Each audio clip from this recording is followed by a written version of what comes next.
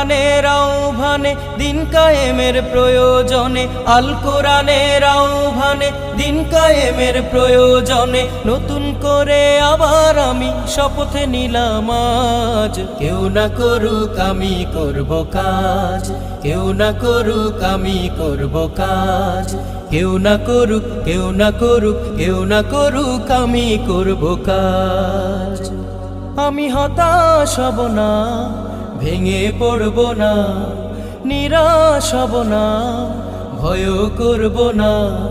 হতাশ হব না, ভেঙে পড়ব না, নিরাশ হব না, ভয়ও করব না। ভেঙে পড়ব না, ভয়ও করব না।